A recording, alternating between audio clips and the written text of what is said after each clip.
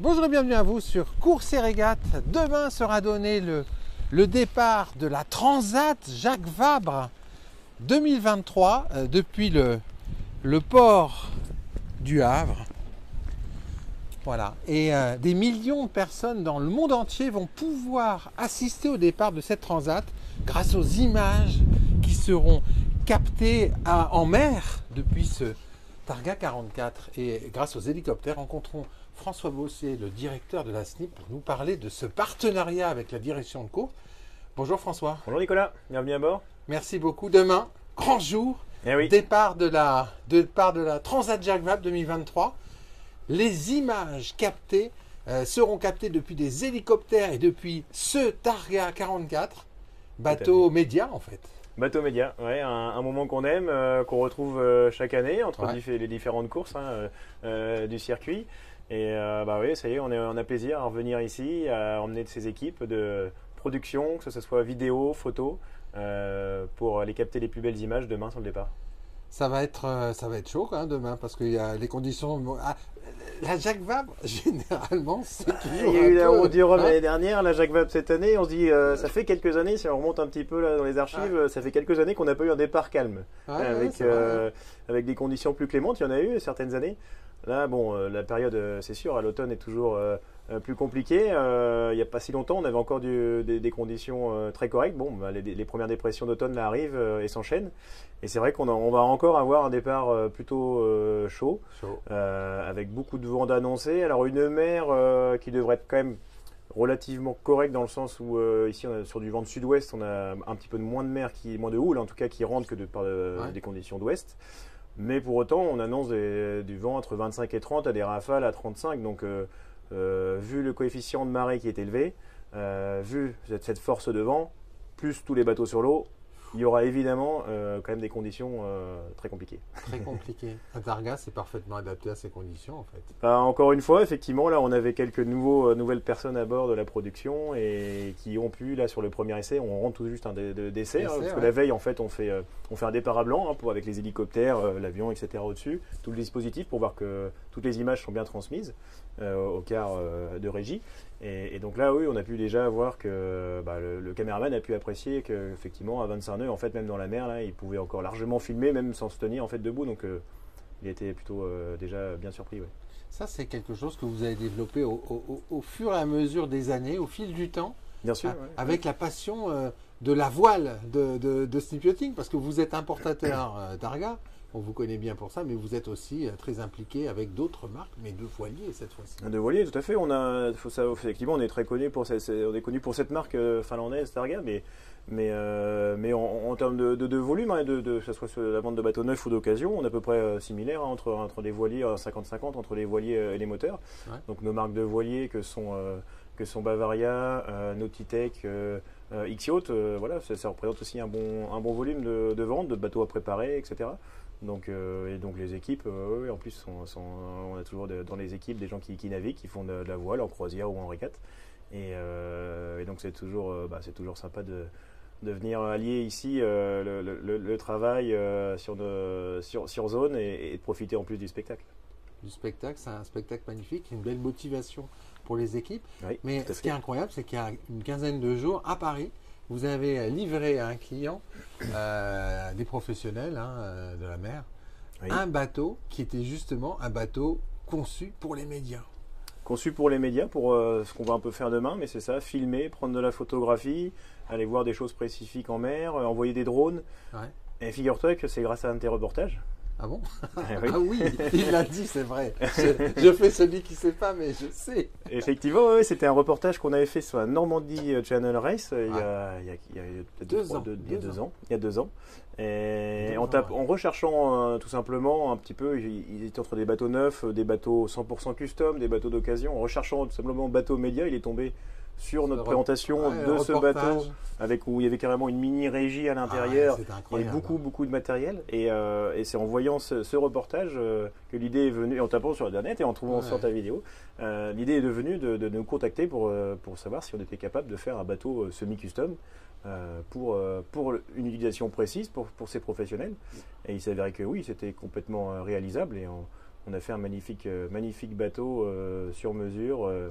Aux couleurs du client. Aux couleurs du client, oui, tout à fait. C'est incroyable parce qu'en fait, on se rend compte que ce type de bateau semi-custom, il peut répondre à des besoins incroyables, les besoins de bateaux de luxe, discrets d'un plaisancier. Oui. Sur des petites unités, ça va être des bateaux de pêche sportive incroyables.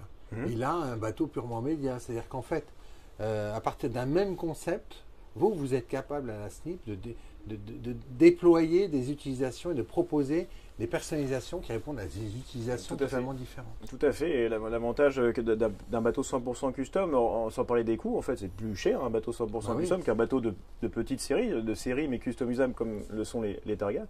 Donc en fait, et c'est aussi même à l'utilisation, sans parler de la revente plus tard, parce qu'il y a une valeur certaine qui reste, mais à l'utilisation, pour les changements de pièces, pour la disponibilité des pièces, c'est beaucoup plus facile quand on a quelque chose de série ou de voilà, pour pouvoir retrouver rapidement le matériel à des prix abordables. Donc, abordable. Et un entretien facilité. Et l'entretien facilité, effectivement, là, ces professionnels-là se sont retrouvés dans le bateau là-dessus.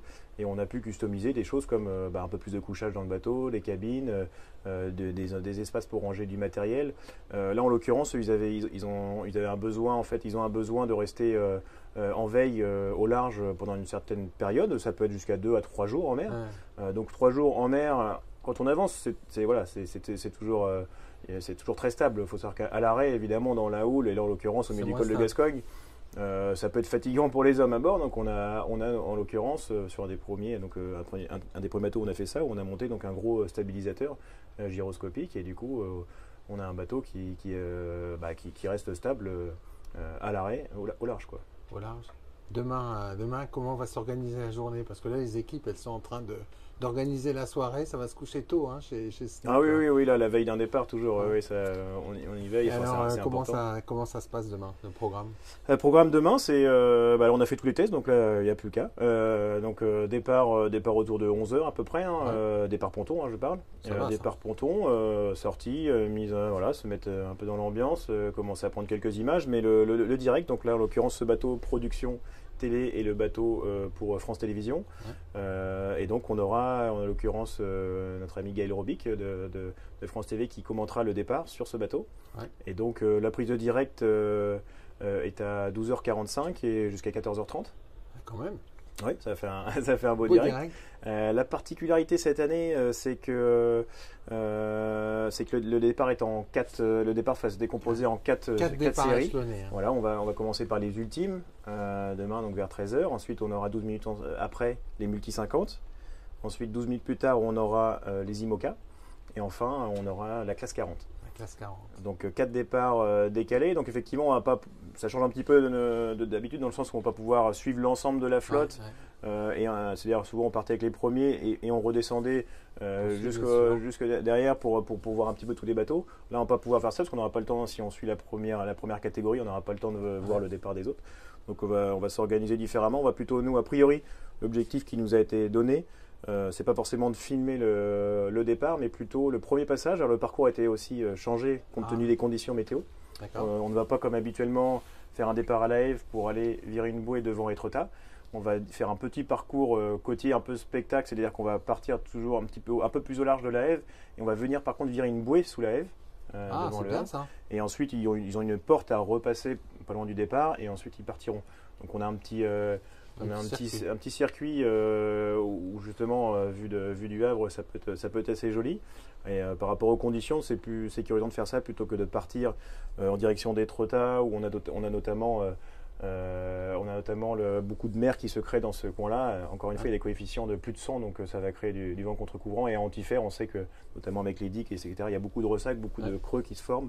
Donc ça pouvait être potentiellement dangereux.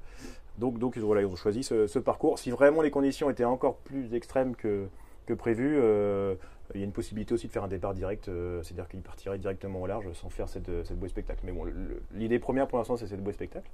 Et donc nous, on va être situé autour de cette bouée.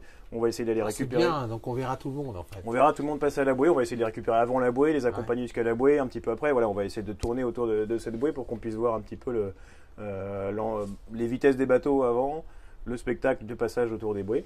Et puis derrière, effectivement, on ne va pas s'amuser à aller suivre les ultimes à 40 nœuds dans la mer formée.